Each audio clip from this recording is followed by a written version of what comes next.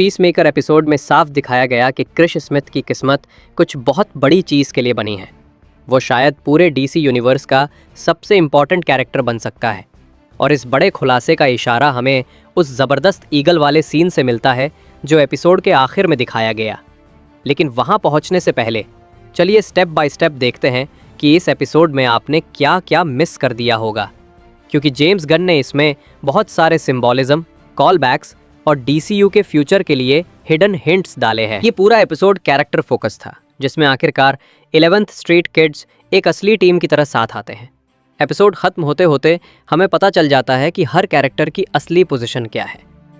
कहानी की शुरुआत होती है द सुसाइड स्क्वाड की याद से। रिक फ्लैग जूनियर के कॉफिन पर अमेरिकन फ्लैग ड्रेप्ड दिखाया जाता है। ये फ्लैग ड्यूटी, सैक्रिफाइस और बड़े मकसद के लिए सर्विस को सिंबल करता है। और इस एपिसोड में ऑलमोस्ट हर कैरेक्टर को किसी न किसी तरह का सैक्रिफाइस करना पड़ता है, चाहे वो जॉन और हार्डकोर्ट का क्रिस को बचाने के लिए अपनी जान रिस्क पर लगाना हो, या फिर क्रिस का अपने दिल को तोड़ने का रिस्क लेना, या जूडो मास्टर का अपने देश के लिए अननोन में लीप करना। इसके बाद कहानी हमें रिक फ्लैग जूनियर के कॉम्प्लिकेटेड रिलेशनशिप्स की याद दिलाती है। हार्डकोर्ट और रिक जूनियर फ्रेंड्स विद बेनिफिट्स थे और उसने उसे अपना ओनली रियल फ्रेंड भी कहा था। लेकिन हम जानते हैं कि वो रिश्ता द सुसाइड स्क्वाड में कैसे ख़त्म हुआ। इस एपिसोड में हमें एमिली हार्डकोर्ट को उस वक्त दिखाया जाता है जब उसे पीसमेकर सीज़न 1 के लिए एवरग्रीन में ट्रांसफ़र किया गया था। वो प्रोजेक्ट बटरफ्लाई का भी जिक्र करती है, जो पिछले सीज़न का कोड नेम था। लेकिन उसके पीछे बैकग्राउंड में रिक फ्लैग सीनियर धीरे धीरे फ्रेम में आता है, जैसे उसके कंधे पर कोई डेविल बैठा हो। अब यहाँ इंटरेस्टिंग चीज़ ये है कि क्रीचर कमांडोज में फ्लैग सीनियर के बाल ग्रे और दाढ़ी थी, लेकिन सुपरमैन में फ्रैंक ग्रिलो ब्राउन हेयर के साथ नजर आए। जेम्स गन ने एक्सप्लेन किया कि फ्लैग एक वेन इंसान था और वो अपने बाल डाई करता था, लेकिन अपने बेटे की मौत के बाद कुछ समय के लिए शायद उसने परवाह करना बंद कर दिया। इसका मतलब ये सीन क्रिएचर्स कमांडोज की घटनाओं से पहले का है।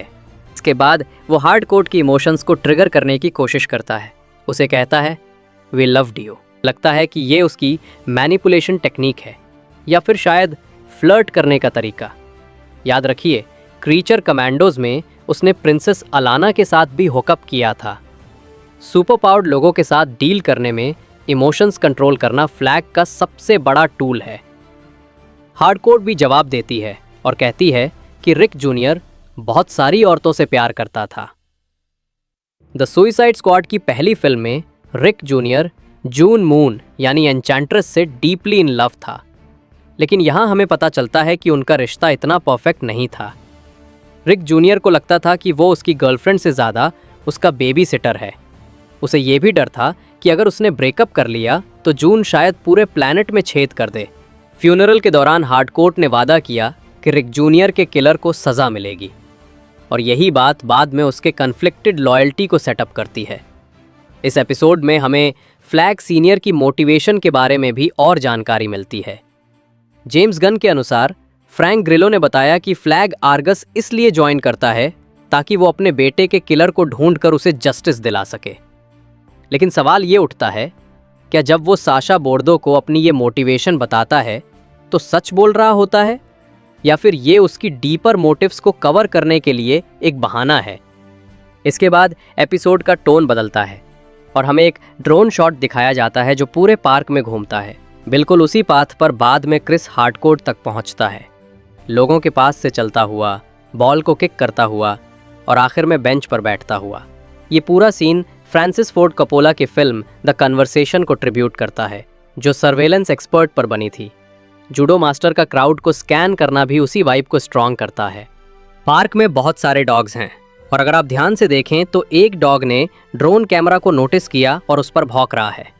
अब बात करते हैं क्रिस और हार्डकोर्ट की मुलाकात की। ये मुलाकात मिरर करती है उस ऑल्टरनेट यूनिवर्स हार्डकोर्ट वाली मुलाकात को। फ़र्क साफ है, ऑल्टरनेट हार्डकोर्ट वही बातें कहती है जो क्रिस सुनना चाहता था, जबकि असली हार्डकोर्ट उसे पूरी तरह शट डाउन कर देती है। सच्चाई ये है कि हार्डकोर्ट केयर करती है, लेकिन वो उसे दूर धकेलती है, जबकि ऑल्टरनेट हार्डकोर्ट सिर्फ क्रिस की फैंटेसी का वर्जन था। फिर आता है एपिसोड का सबसे बड़ा सिंबॉलिक मोमेंट, पोर्टल। क्रिस के लिए ये उसकी वीकनेस और हार्डकोर्ट के लिए उसकी अनरिजॉल्व्ड फीलिंग्स को रिप्रेजेंट करता है। शायद इसी वजह से हार्डकोर्ट उसे इतना नापसंद करती है। लेकिन उसी वक्त ये पोर्टल क्रिस की गिल्ट और उसके पुराने चॉइसेस की फिजिकल रिमाइंडर भी है। ये एपिसोड हमें ये भी दिखाता है कि क्रिस स्मिथ सिर्फ एक फनी हेलमेट वाला आदमी नहीं है, वो टैक्टिकल है, पहले से प्लान करता है, एग्जिट्स मार्क करता है और ज़रूरत पड़ने पर पोनी बॉय को ह्यूमन शील्ड बनाने की भी सोच रखता है। वो जितना फनी और सिली दिखता है उतना ही स्ट्रॉन्ग इंस्टिंक्ट्स वाला लीडर भी है। और फिर आता है बिगेस्ट रिवील। साशा बॉर्डो दरअसल एक साइबॉर्ग है। कॉमिक्स में बॉर्डो एक ओमैक बनती है, यानी ऐसा साइबरनेटिक सोल्जर जिसे ब्रेनियक 13 और लेक्स लूथर की नैनोटेक से बनाया गया। ओमैक्स पूरे डीसी यूनिवर्स में तबाही मचाते हैं जब तक कि बैटमैन और वंडर वुमन उन्हें शट डाउन नहीं कर देते। लेकिन बॉर्डॉक्स अपनी प्रोग्रामिंग का रेजिस्टेंस करती है और अपनी ह्यूमैनिटी के साथ साइबर पावर भी बनाए रखती है। यही रिवील उसे फ्यूचर के डीसीयू में एक मैसिव प्लेयर बना सकता है। अब आते हैं आर्गस HQ पर। यहाँ हम देखते हैं आर्गस के ब्रांडेड मग्स और फोन्स, जो दिखाता है कि ऑर्गेनाइजेशन एक प्रॉपर इंस्टीट्यूशन है। हार्डकोर्ट एक प्लान बनाती है कि क्रिस पर किसी क्राइम का आरोप लगाकर उसे बुक कर दिया जाए ताकि जॉन अपनी जॉब बचा सके। ये डिटेल इंटरेस्टिंग है क्योंकि इससे पता चलता है कि आर्गस को अकाउंटेबिलिटी की ज़रूरत है और ये शील्ड जैसे डीप स्टेट कंस्पिरेसी ग्रुप की तरह ऑपरेट नहीं करता। इसके बाद आता है सबसे ब्रूटल फाइट, फ्लैग सीनियर का क्रिस को मारना। ये फाइट सीक्वेंस जॉन सीना की रेसलिंग बैकग्राउंड को रेफरेंस करता है। फॉर एग्जाम्पल, जब फ्लैग क्रिस को नी मारता है तब तक क्रिस मूव नहीं करता जब तक एक्चुअल इम्पैक्ट नहीं होता। ये या तो डिजिटल डबल हो सकता है या फिर सीना की फाइटिंग डिसिप्लिन। फ्लैग यहाँ तक करता है कि क्रिस को चोक करने की कोशिश करता है, वैसे ही जैसे रिक जूनियर न द सुइसाइड स्क्वाड में क्रिस को मारने की कोशिश की थी। ये क्लियरली उसके बेटे का बदला लेने का तरीका है। मीनवाइल सेंट वाइल्ड एक फॉक्स को पॉइजन करता है, जो पिछले एपिसोड के एलियन गट्स वाले विजुअल्स को मिरर करता है। वो एक ह्यूज गन यूज करता है जो कॉलोनाइजर्स की ट्रॉफी हंटिंग का सिंबल है। जेम्स गन ने क्लियरली इसे कमेंट्री के तौर पर रखा है। शुरू में लगता है कि शायद ईगली यहाँ मर जाएगा, लेकिन फिर ट्विस्ट आता है। ईगली एक पूरे झुंड को समन करता है और रिवील होता है कि वो प्राइम ईगल है। सेंट वाइल्ड की मौत का सीन एल्फ्रेड हिचकॉक की द बर्ड्स को रेफरेंस करता है। इसके बाद ईगल क्रिस को एक सेवर्ड फिंगर लाकर देता है, बिल्कुल वैसे ही जैसे कोई कैट अपने मालिक को शिकार करना सिखाने के लिए गिफ्ट लाकर दे। ये सीन छोटा लेकिन पावरफुल है। अब आते हैं जूरो मास्टर पर। वो क्लेम करता है कि उसे हिमालयाज में एक ब्लाइंड मॉन्क ने ट्रेन किया था, जबकि कॉमिक्स में उसकी ओरिजिन अलग है। वो वर्ल्ड वॉर 2 सोल्जर था जिसे पैसिफिक आइलैंड्स में सेंसी ने ट्रेन किया था। यहाँ इंटरेस्टिंग बात यह है कि आर्गस उसे सर्वेलेंस के लिए भेजता है, लेकिन वो फिर भी अपना चमकदार कॉस्ट्यूम पहनकर जाता है, जो सर्वेलेंस के पर्पस को ही डिफीट कर देता है। फ्लैग सीनियर एक और बात करता है। वो कहता है कि उसे एक और डायमेंशनल इंसिडेंट अवॉइड करना है। ये सुपरमैन में हुए रिफ्ट की रेफरेंस है और इसी लाइन में वो हिंट करता है कि आर्गस शायद फ्यूचर में इंटर डायमेंशनल थ्रेट्स जैसे ब्रेनियक या डार्क साइड से डील करने वाला है। अब सबसे मिस्टिकल ट्विस्ट आता है जब ईगली ब्लू फायर के साथ नजर आता है। ये डायरेक्ट रेफरेंस है नेटिव अमेरिकन माइथोलॉजी के थंडरबर्ड का। थंडरबर्ड पावर, प्रोटेक्शन और स्पिरिट वर्ल्ड से कनेक्शन का सिंबल है। माना जाता था कि वो ट्राइबल चीफ्स को डेंजर से वॉर्न करने आता था और 2 वर्ल्ड्स में रहता था, अर्थ और बियॉन्ड। ये ईगली को एक स्पिरिचुअल पावर से जोड़ता है और शायद फ्यूचर में डीसी लोर के न्यू गॉड्स से भी लिंक कर सकता है। यहीं से क्रिस के डेस्टिनी का बिगर पिक्चर खुलने लगता है।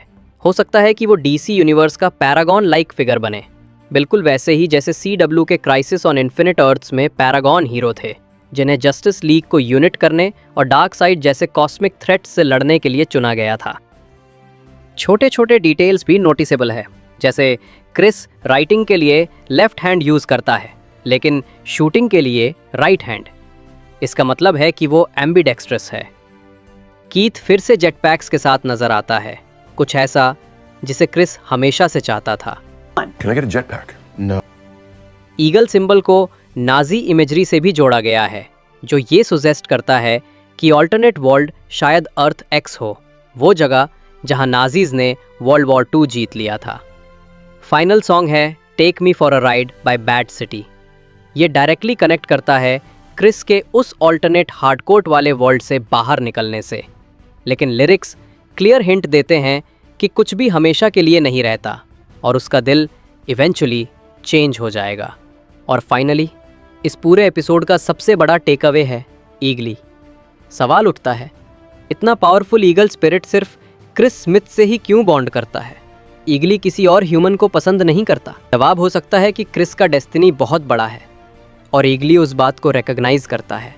हो सकता है यही रीज़न हो कि क्रिस स्मिथ डीसी यूनिवर्स को यूनाइट करने वाला की फिगर बने और यही वजह है कि फ्यूचर में वो सबसे वाइटल हीरो साबित हो सकता है।